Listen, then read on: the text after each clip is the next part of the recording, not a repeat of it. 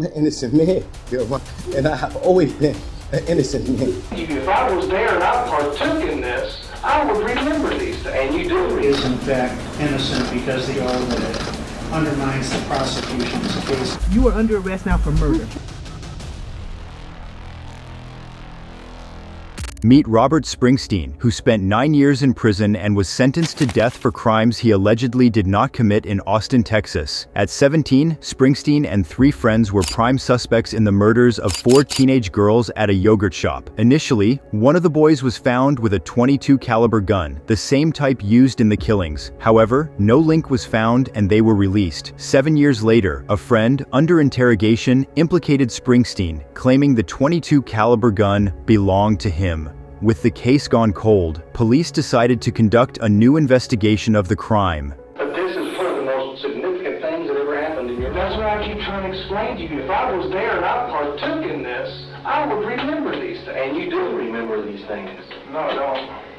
Despite his denials, Springsteen was arrested, convicted, and sentenced to death. His conviction was later overturned due to an unfair trial. While awaiting a retrial, lawyers requested further DNA testing from the original crime scene. 17 years later, analysts found that none of the DNA profiles matched Springsteen or his friends to the crime. Now back in court, Springsteen faces a crucial moment. Defendant Robert Springsteen's case is being called this afternoon. Additionally, 4 pending capital murder indictments. Now all accusations are dropped. The court has signed these dismissals in each of the causes against these 2 defendants, Michael Scott and Robert Springsteen. Springsteen sits quietly after learning that he is finally free. Despite spending 9 years in prison, his overturned conviction was not based on actual innocence, disqualifying him from any compensation payout.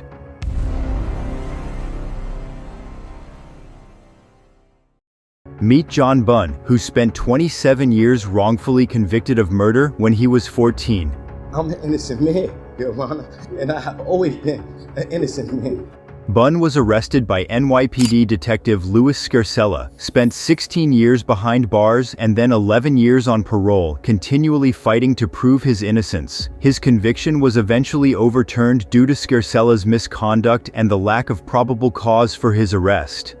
Evidence of extensive misconduct by the detective came to light, triggering a number of motions for retrial from defendants previously accused by him. I want y'all to know that y'all convicted and had a wrong man in prison. Bunn is ultimately cleared of all charges after fighting to clean his name for 27 years. I want to thank you, Your Honor. In 27 years, I've been fighting for my life. Before leaving the courtroom, Bunn has a touching moment with the judge. He later filed a lawsuit for malicious prosecution, denial of due process, and civil rights conspiracy, which the city settled for $5.9 million in 2020.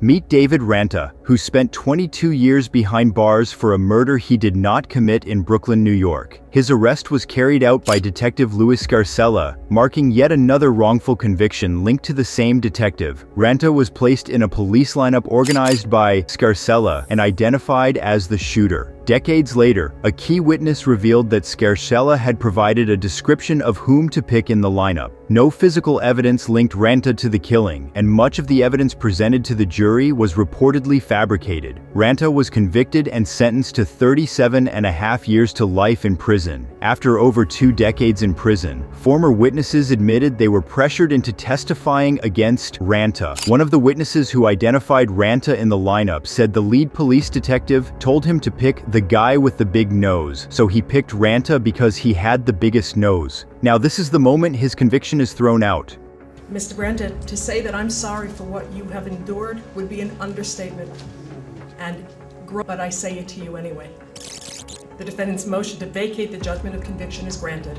His convictions were vacated and the charges were dismissed. Ranta filed a wrongful conviction claim against the city of New York, which was settled for $8.4 million. The New York Times published an article accusing Scarcella of misconduct, which prompted the reinvestigation of 57 cases.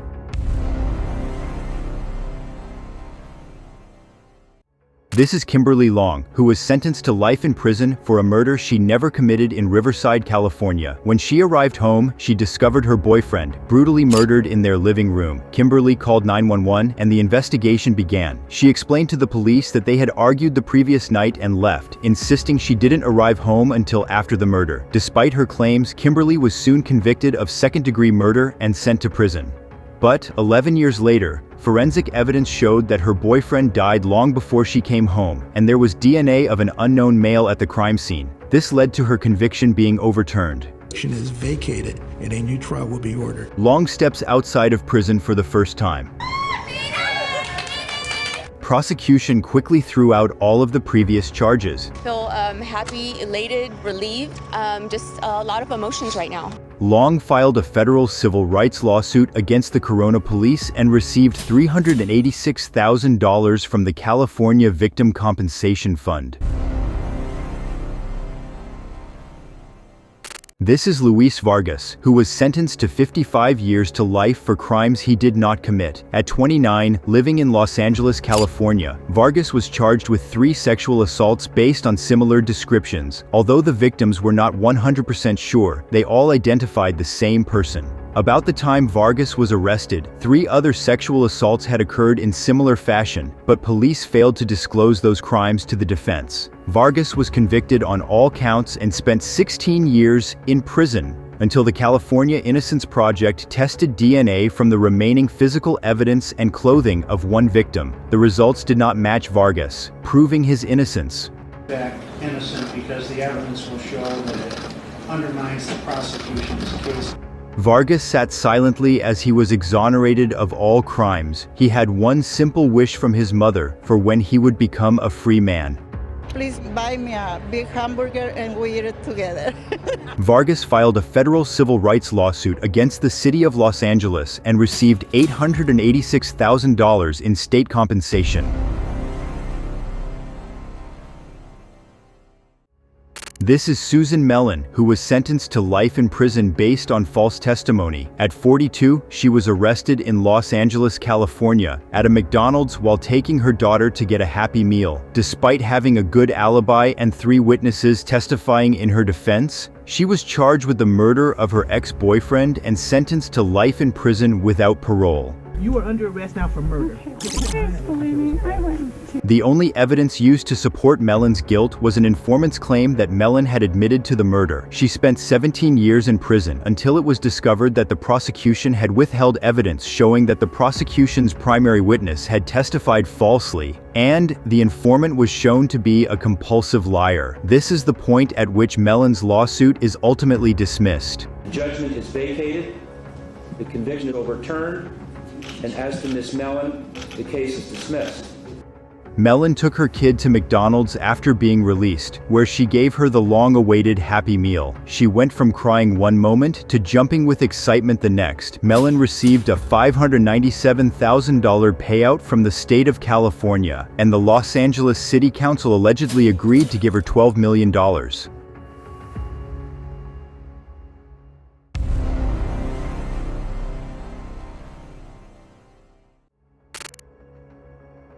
This is Clifford Williams, who was sentenced to death and spent 43 years in prison for crimes he did not commit in Jacksonville, Florida.